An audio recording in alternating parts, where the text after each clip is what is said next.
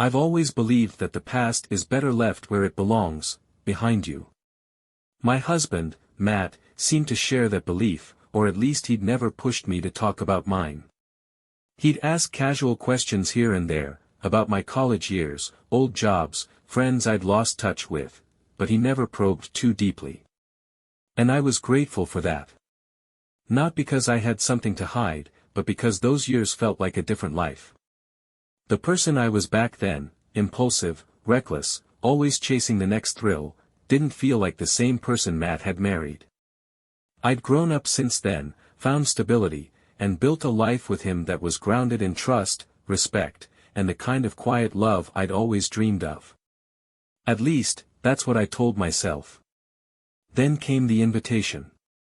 It was a crisp Monday morning when the email landed in my inbox, a bright, cheerful message from one of my old college classmates, inviting me to a reunion.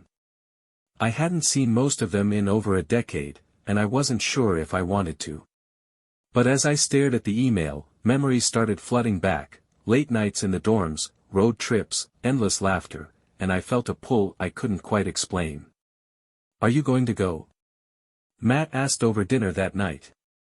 "I don't know," I said, swirling my fork through my pasta. "It feels so far away now. Like another life." "Maybe that's why you should go," he said. "It could be fun to reconnect."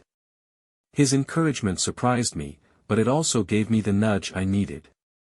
"Maybe you're right," I said. And just like that, I decided to go. The venue was a small, charming hotel near the campus, its banquet hall decked out in balloons, streamers, and photos from our college days. I arrived feeling a mix of excitement and nerves, clutching a glass of wine as I scanned the room for familiar faces. Caroline. I turned to see a group of my old friends waving me over, their faces lighting up with recognition. For the next hour, we laughed and caught up, sharing stories about careers, kids, and the inevitable march of time. It felt good to be there, surrounded by people who remembered the version of me I'd long since tucked away. And then I saw him. Jason. He was standing near the bar, talking to someone I didn't recognize. His hair was a little grayer, his face a little more lined, but there was no mistaking him. He was my first love, my biggest heartbreak, and the person I'd spent years trying to forget. Our eyes met, and for a moment, it felt like no time had passed at all. "Caroline," he said, walking over with that familiar, easy smile. "I was hoping you'd be here." At first, our conversation was harmless. We talked about our jobs, our families, the twists and turns our lives had taken since college. But as the night wore on and the wine flowed, the tone shifted. "Do you ever think about those days?" Jason asked, his voice soft. "Sometimes," I admitted, my heart pounding. "I do too," he said. "A lot."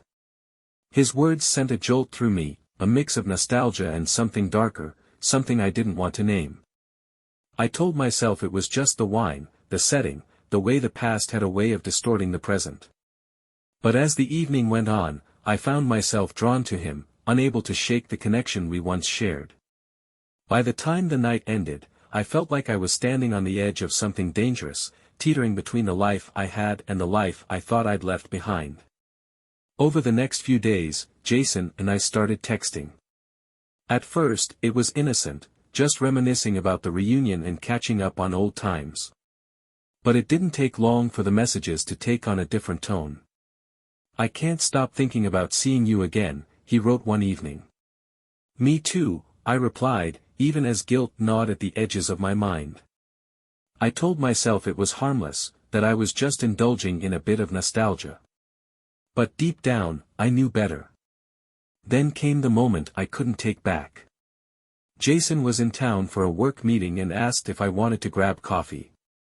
I hesitated, knowing it was a bad idea, but the pull was too strong.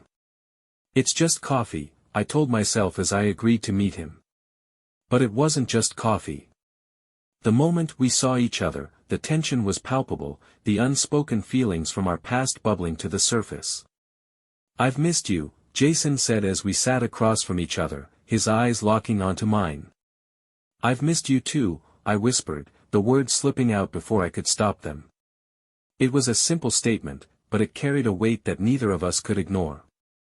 That night, as I sat across from Matt at the dinner table, the weight of what I'd done hit me like a freight train. I hadn't technically done anything wrong, at least not yet, but the emotional betrayal felt just as heavy. "Everything okay?" Matt asked, his brow furrowed with concern. "Yeah," I said quickly, forcing a smile. "Just tired." But I wasn't okay. I felt like I was living a double life, torn between the stability of my marriage and the chaos of my rekindled feelings for Jason. I knew I needed to make a choice, but the thought of letting either man go felt unbearable. Over the next few weeks, things with Jason escalated. We started meeting more often, always under the guise of something innocent, but the line between friendship and something more blurred with every encounter. And then, one evening, Jason kissed me. It was a moment I'd imagined countless times in the past, but now, in the reality of it, all I felt was panic. I pulled away, my heart racing. "I can't do this," I said, tears streaming down my face. "Caroline," Jason said, his voice pleading. "I know you feel the same way I do. Don't deny it." But I couldn't answer him. All I could think about was Matt, the life we'd built together, and the promise I was on the verge of breaking. That night, I lay awake in bed, the guilt pressing down on me like a physical weight. I thought about telling Matt the truth, about laying everything bare and begging for his forgiveness. But the thought of hurting him, of shattering the trust we'd built, felt unbearable. Instead, I told myself I'd end things with Jason, that I'd bury the past once and for all and focus on my marriage. But deep down, I knew it wasn't that simple. I spent the next few days avoiding Jason's texts, telling myself that this was the beginning of cutting him out for good. But every time his name flashed on my phone, my resolve wavered. There was a magnetic pull I couldn't explain, an unresolved tension that had burrowed into my chest and refused to let go. At home, I tried to focus on Matt. I planned his favorite meals, suggested movie nights, and even started going for morning runs with him, something we hadn't done together in years. He seemed happy, but every now and then, I'd catch him looking at me with a curious expression, like he could sense the distance I was trying so hard to hide. One evening, as we were folding laundry in the living room, Matt asked a question that stopped me cold. "Do you ever think about your college days?" My hands froze mid-fold, my heart pounding in my chest. "Why do you ask?" I said, forcing a casual tone. He shrugged. "I don't know. You've just seemed nostalgic lately. Like your mind's been somewhere else." I laughed nervously, shaking my head. "I guess the reunion brought back some memories. That's all." Matt smiled, satisfied with my answer, but I felt like I was standing on the edge of a cliff. A week later, I ran into Jason at a coffee shop near my office. It was pure coincidence, or at least that's what I told myself, but the moment I saw him, my heart skipped a beat. "Caroline," he said, his face lighting up. "Hey." "Hi," I said, trying to keep my voice steady. "Mind if I sit?" he asked, already pulling out the chair across from me. I hesitated, but then nodded. "Sure." For the next half hour, we talked about everything except the kiss. He told me about a project he was working on, and I shared updates about my job. It felt normal. Like we were two old friends catching up. But underneath the surface, the tension was still there, crackling like a live wire. As we said goodbye, Jason reached for my hand. "I miss you," he said quietly. I pulled away, my heart racing. "I can't do this, Jason. I'm married." "I know," he said, his eyes searching mine. "But are you happy?" I didn't answer. I couldn't. That night, I couldn't stop replaying Jason's question in my mind. "Are you happy?" Of course I was happy. Wasn't I? Matt and I had built a good life together, a stable, comfortable life. But the truth was, I couldn't remember the last time I'd felt truly alive. The next morning, Matt left for work early, and I found myself alone with my thoughts. I opened my laptop and stared at a blank document, the cursor blinking like it was daring me to write the truth. "Dear Matt," I typed. For the next hour, I poured my heart onto the page, writing about the guilt that had been consuming me, the way Jason had stirred up old feelings I thought I'd buried, and the fear that I was on the verge of losing everything. When I finished, I saved the document but didn't send it. I wasn't ready. Later that week, I met up with my best friend, Lisa, for lunch. She was the only person who knew about Jason, though I'd been careful to leave out the details of just how far things had gone. "I feel like I'm losing my mind," I admitted, stirring my iced tea absently. "I love Matt, but Jason." Lisa gave me a pointed look. "Jason is your past, Caroline. Matt is your future. Don't confuse the two." "I know," I said. "But it's not that simple." "It is that simple," she said firmly. "You made a commitment to Matt. Don't throw it away because some old flame decided to waltz back into your life." Her words stung, but I knew she was right. That night, I deleted Jason's number from my phone. It felt symbolic, like a small step toward reclaiming control of my life. I told myself it was over, that I was done letting my past dictate my present. For a while, it worked. I threw myself into my relationship with Matt, focusing on the things that made us us, inside jokes, Sunday morning pancakes, the way he always hummed while doing the dishes. But the guilt didn't go away. A month later, Matt and I were sitting on the couch watching a movie when his phone buzzed with a notification. He picked it up, his brow furrowing as he stared at the screen. "What is it?" I asked, my voice tinged with unease. He turned the phone toward me, and my stomach dropped. It was a photo of me and Jason at the coffee shop, sitting close enough to look intimate. "Care to explain this?" Matt asked, his voice calm but his eyes stormy. I stared at the photo, my mind racing for an explanation that wouldn't make things worse. "It's not what it looks like," I said finally. "Then what is it?" he pressed. "We ran into each other," I said. "It was a coincidence. We just talked." Matt didn't say anything, but the tension in the room was suffocating. For the next few days, things between us were strained. Matt didn't bring up the photo again, but I could feel the doubt lingering between us like a shadow. I wanted to tell him the truth, to finally come clean and lay everything bare. But every time I tried, the words caught in my throat. Instead, I buried myself in work, avoiding Jason, avoiding Matt, and avoiding the reality of the mess I'd created. But I knew I couldn't run forever. Matt didn't mention the photo again, but the silence between us was heavier than any argument could have been. I could feel the weight of his unspoken questions in the way he looked at me, the way his answers to mine were clipped, and the way he seemed to linger in his own thoughts. I told myself that things would blow over, that if I just kept my head down and focused on our marriage, we could find our way back to normal. But normal felt like a distant memory. One evening, as we sat at the dinner table, the tension finally boiled over. "Do you think I'm stupid, Caroline?" Matt asked, his tone calm but cutting. "What?" I said, startled. "That photo," he said, setting his fork down. "You expect me to believe it was just some innocent coincidence? That there's nothing else going on?" My stomach twisted as I tried to find the right words. "I told you the truth," I said carefully. "Jason and I ran into each other. We talked, that's it." Matt shook his head, his eyes narrowing. "You're lying," he said. "I can feel it. You've been distant for weeks, months, even. And now, suddenly, you're reconnecting with some guy from your past." His words hit harder than I expected. "I'm not lying," I said weakly, though even I didn't believe it. "You're not telling me everything," he said, his voice rising slightly. "And I'm not going to sit here and pretend I don't see what's happening." That night, I lay awake in bed, my mind racing. I knew I couldn't keep this up, that the lies and omissions were only making things worse.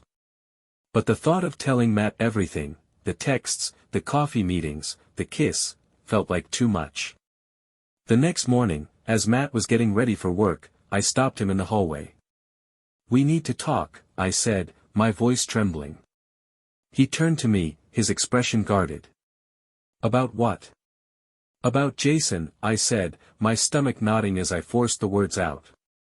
"I've been struggling since the reunion. Seeing him brought up a lot of old feelings, and I didn't handle it the way I should have." Matt's eyes narrowed, his jaw tightening. "What does that mean?" "We've talked a few times," I admitted, my voice barely above a whisper. "I let things get too personal. But it's over now. I've cut him off." Matt stared at me for a long moment, his expression unreadable. "That's it?" he asked finally. "You just talked?" "Yes," I lied. He nodded slowly, though I could see the doubt in his eyes. "I don't know if I believe you," he said. "But I guess I don't have a choice, do I?" A week later, I was sitting at my desk when my phone buzzed with a text from Lisa. "Call me. Now." I stepped out of the office and dialed her number, my heart pounding. "What's going on?" I asked as soon as she picked up. "It's Jason," she said, her voice urgent. "He's been talking to people. About you." "What do you mean?" I asked, my stomach sinking. "Apparently, he's told a few mutual acquaintances that you two had a thing," Lisa said. "Caroline, this could get messy." I felt like the ground was shifting beneath me. "Why would he do that?" I asked, more to myself than to her. "I don't know," Lisa said. "But you need to figure this out before it gets back to Matt." That evening, I texted Jason, asking him to meet me after work. I didn't want to see him, but I knew I couldn't let this spiral any further. We met at a small park near his office, the fading sunlight casting long shadows across the grass. "Why are you doing this?" I asked as soon as I saw him, my voice shaking with anger.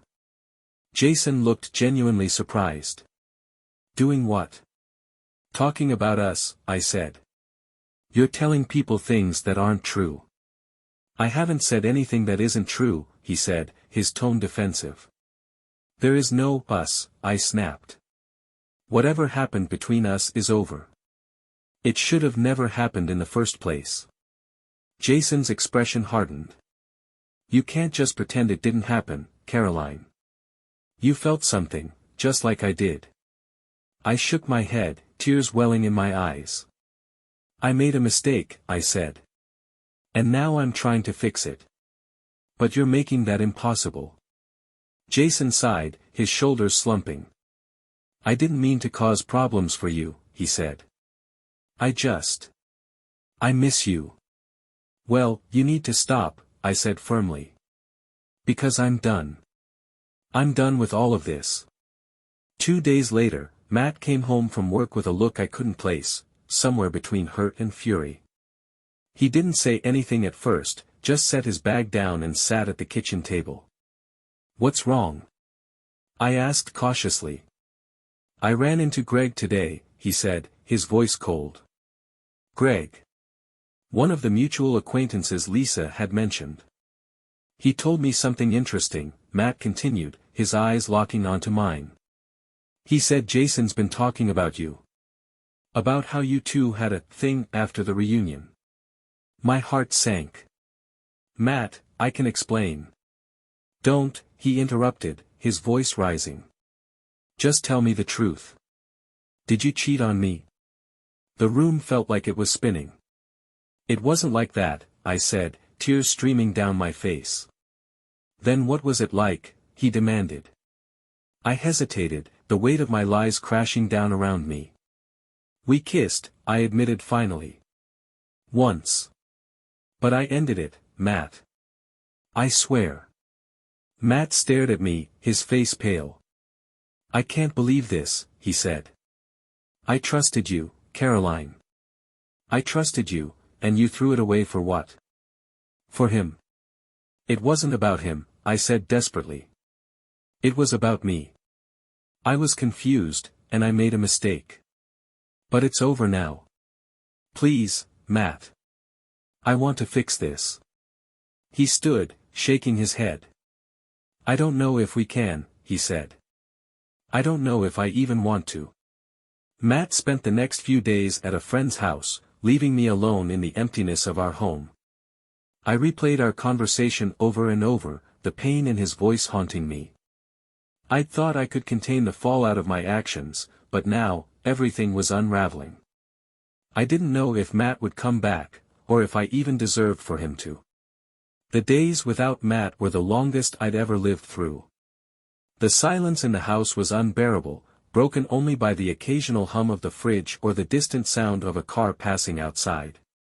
I kept my phone within reach at all times, hoping for a text, a call, any sign that Matt wasn't done with me.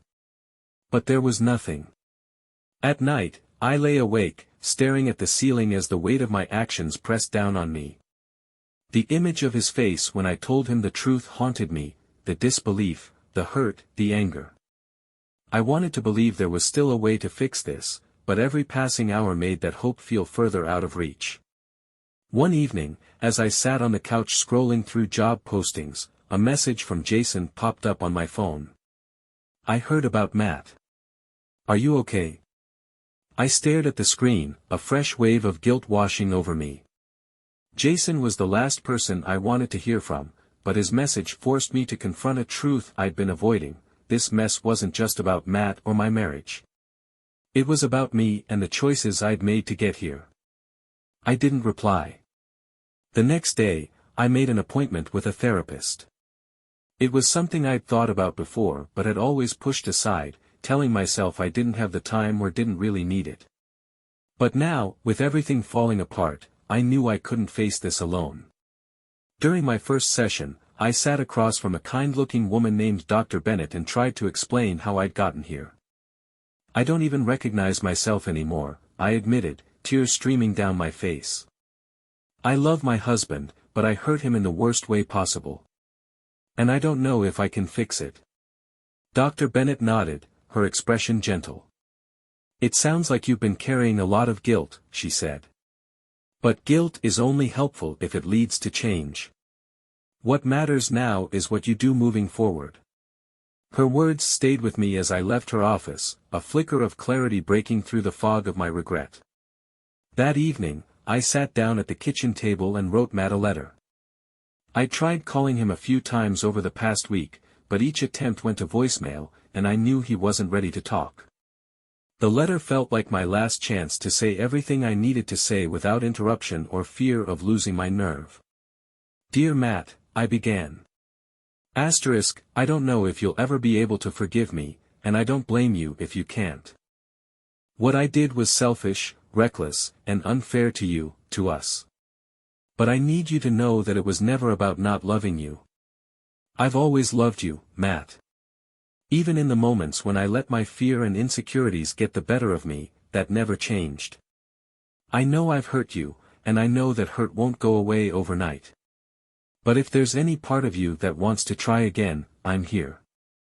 I'll do whatever it takes to rebuild your trust, to make things right. And if you can't, if this is the end for us, then I'll carry the weight of that too. But I needed you to hear this, even if it's too late. I folded the letter carefully and left it on the counter, knowing he'd find it if he came home to pick up more of his things. 3 days later, Matt texted me. We need to talk.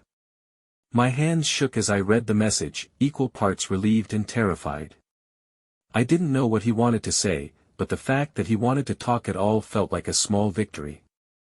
When Matt arrived, he looked tired, like he hadn't been sleeping much either. He sat across from me at the kitchen table, his hands clasped tightly in front of him.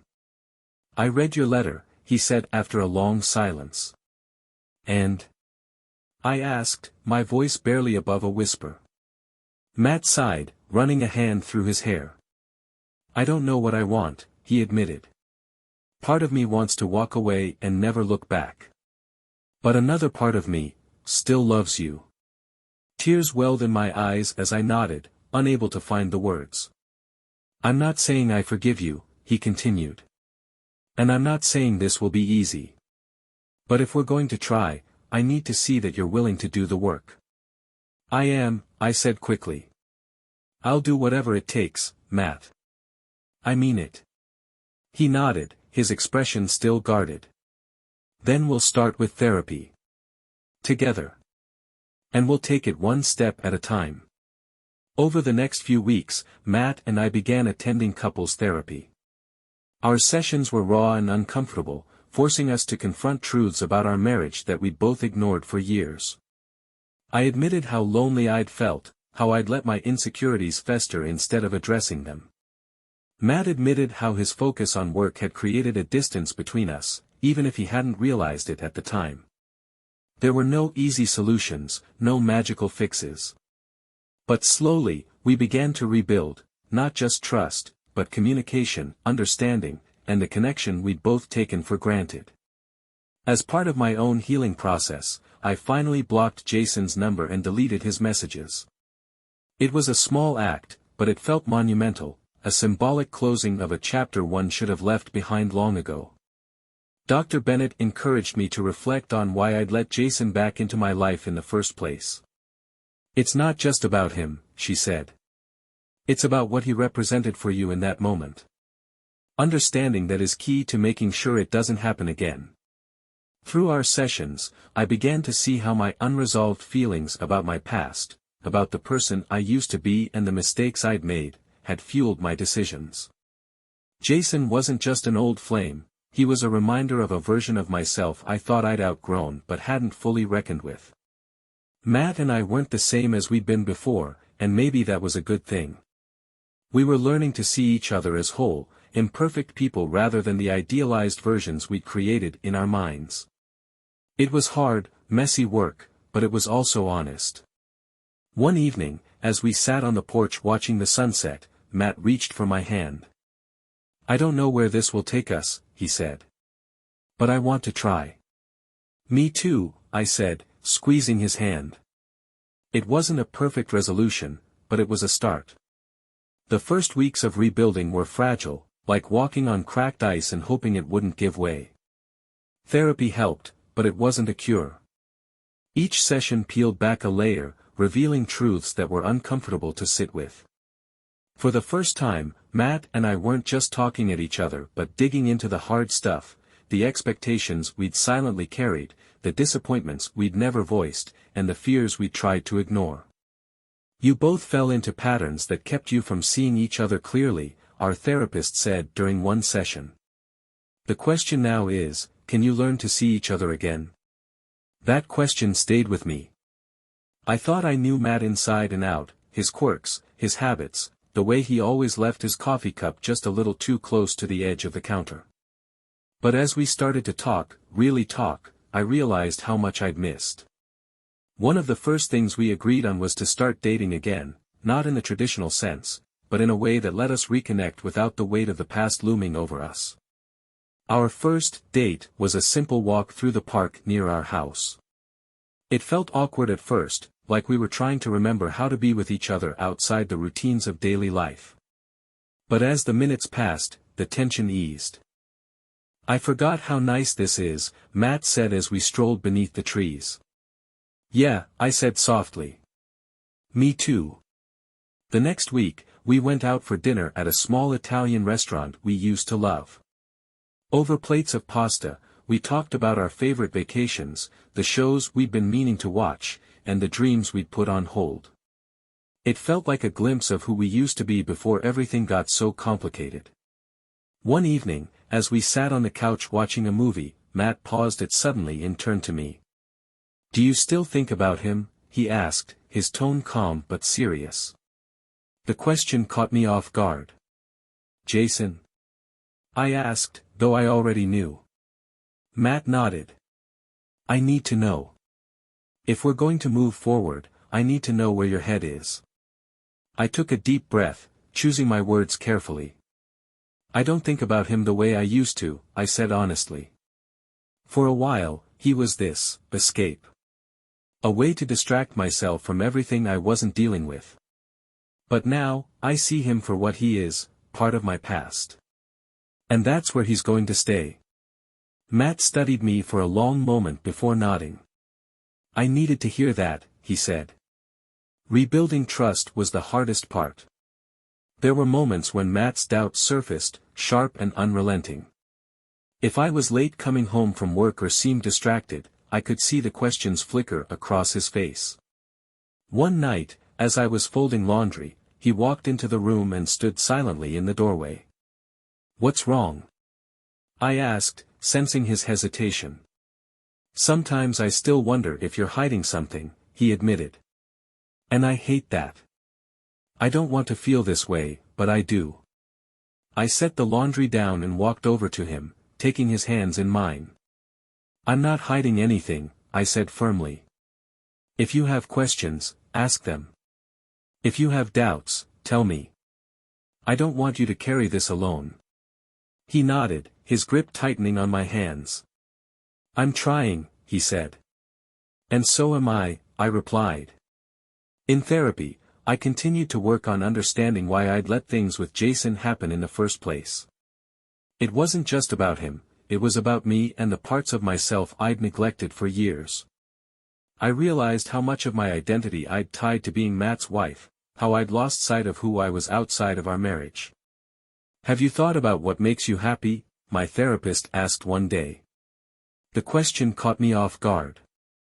Happiness had always felt tied to others, to Matt, to our friends, to the life we'd built together. But I hadn't stopped to think about what I wanted, what brought me joy. That week, I signed up for a pottery class at the community center. It was something I'd always wanted to try but had never made time for. The first class was messy and awkward, my hands fumbling with the clay, but it felt good to create something with no expectations, no pressure. When I showed Matt the lopsided bowl I'd made, he laughed and said, "It's perfect." One afternoon, as I was cleaning out the closet, I found an old photo album tucked behind a stack of sweaters. Inside were pictures from the early days of our relationship, picnics, road trips, lazy Sundays spent lounging on the couch. That evening, I showed the album to Matt. "Do you remember this?" I asked, pointing to a photo of us standing in front of a waterfall, our faces flushed from the hike. He smiled. "How could I forget? You almost fell in trying to take that picture." We spent the rest of the night flipping through the album, laughing and reminiscing.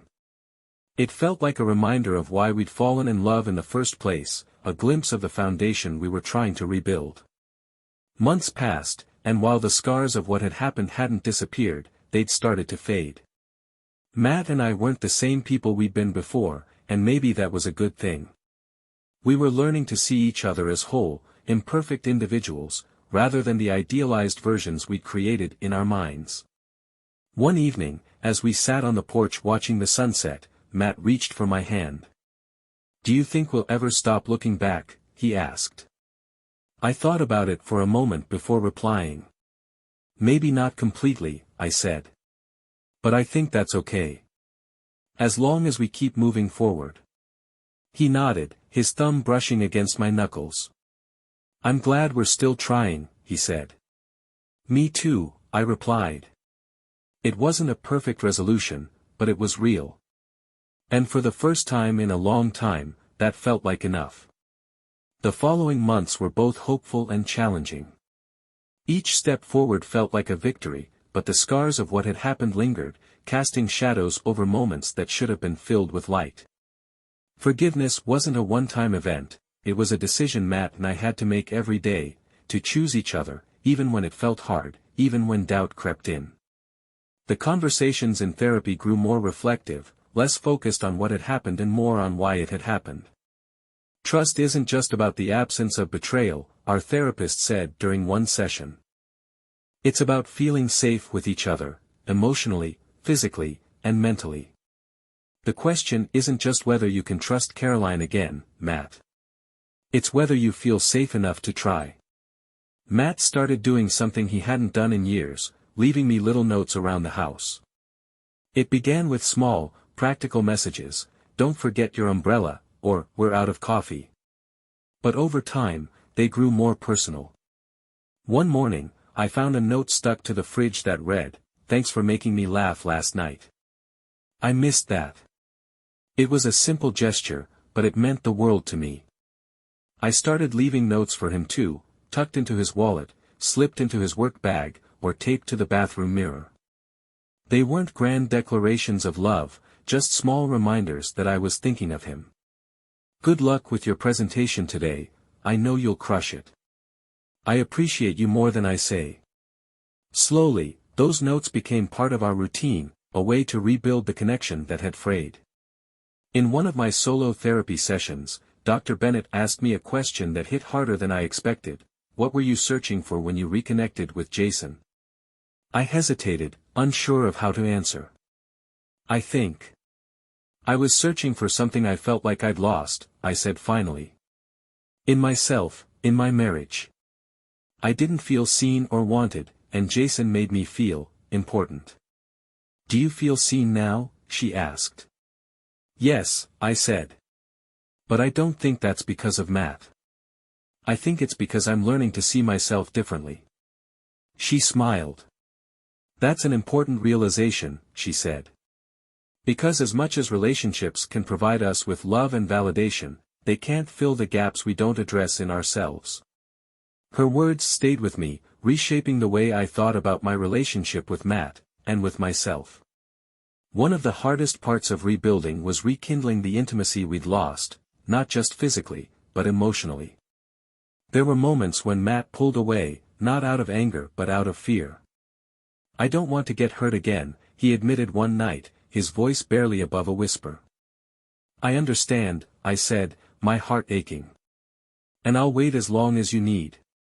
It wasn't easy, but we found ways to bridge the gap. We started spending more time together in ways that felt natural and unforced, cooking dinner, going for walks, playing board games on rainy afternoons. Those small moments of connection slowly built a foundation of trust, one brick at a time. A few months later, I received a message from an old college friend inviting me to another reunion. My first instinct was to decline. I couldn't imagine putting Matt or myself through anything that might dredge up the past. But when I mentioned it to him, he surprised me. "You should go," he said. "Are you sure?" I asked, my brow furrowing. He nodded. "I trust you."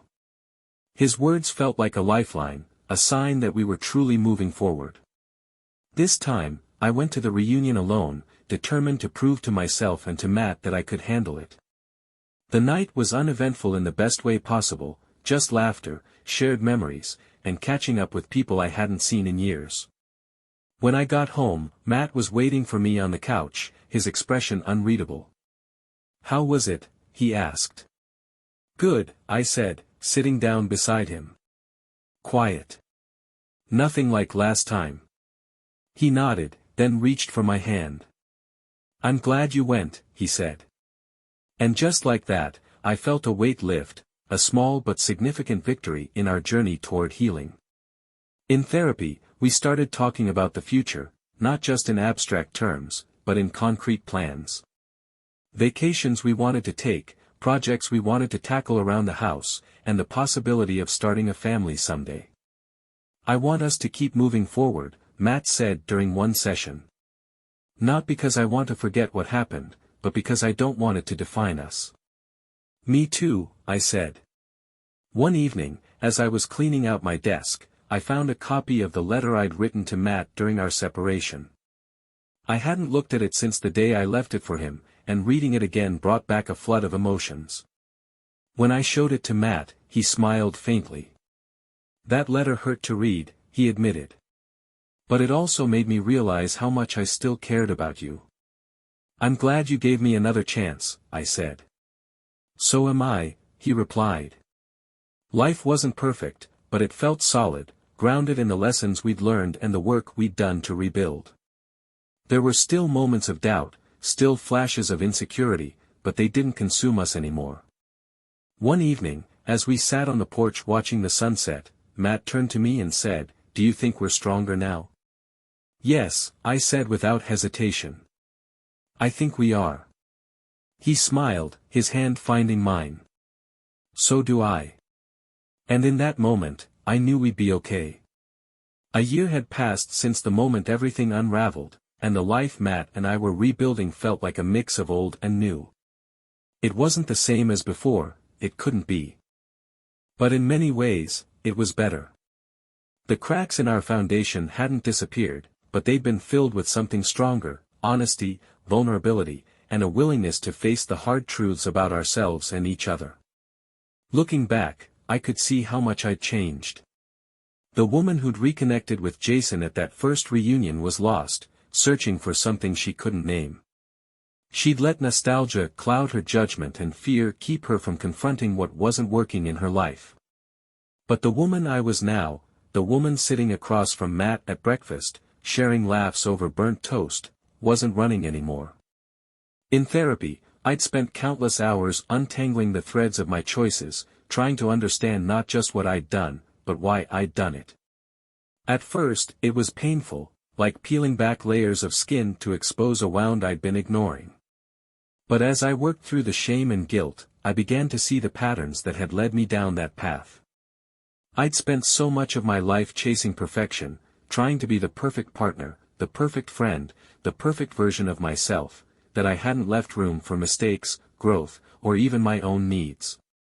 When those cracks started to show, I didn't know how to deal with them.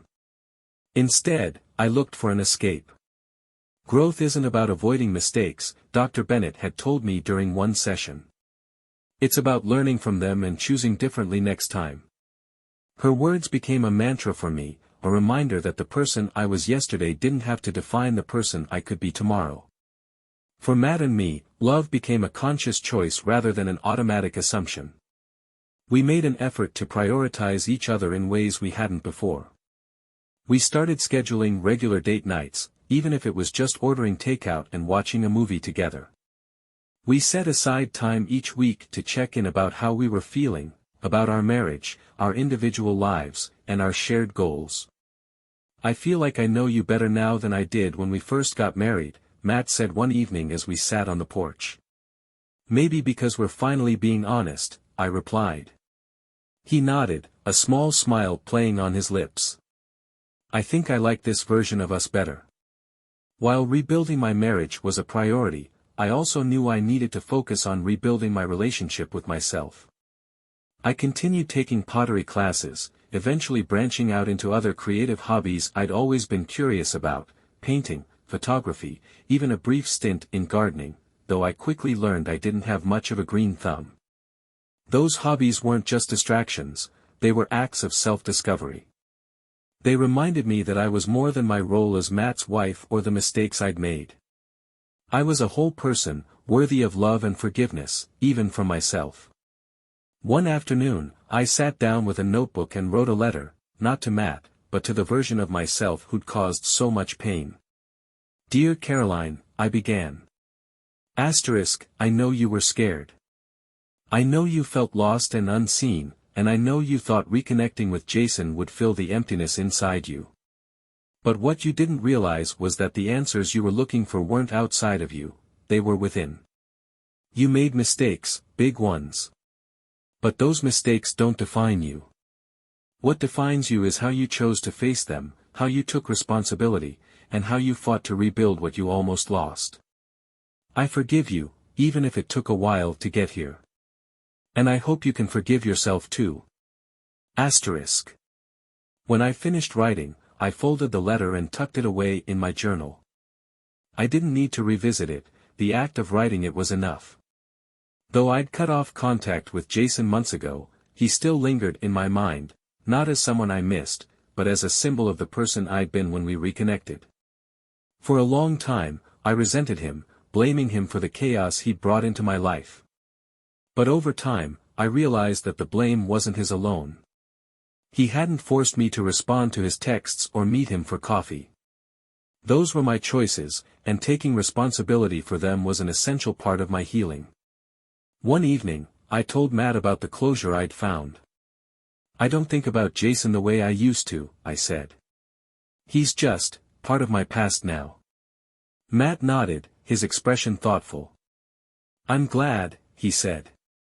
Because I think that's where he belongs. As the 1-year mark of our reconciliation approached, Matt and I decided to take a trip, a chance to leave the weight of the past behind and focus on the future. We chose a small cabin in the mountains, a place where we could disconnect from the world and reconnect with each other. The trip was simple but meaningful. We hiked, cooked meals together, and spent long evenings by the fire talking about everything from our childhoods to our dreams for the years ahead. It felt like a new beginning, a fresh chapter in our story. On the last night, as we watched the stars from the cabin's deck, Matt turned to me and said, "Do you think we'll ever stop looking back?" "Maybe not completely," I said. "But I think we've learned how to move forward anyway."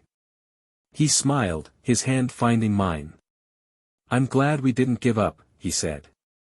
"Me too," I replied, squeezing his hand. Looking back, I realized that the greatest lesson I'd learned wasn't about marriage or forgiveness, it was about resilience. Mistakes are inevitable, but they don't have to define us. What matters is how we respond, how we grow, and how we choose to move forward. Matt and I were proof of that. We weren't perfect, and we never would be. But we were committed to each other, to ourselves, and to the life we were building together. And for the first time in a long time, I felt like I was exactly where I was meant to be.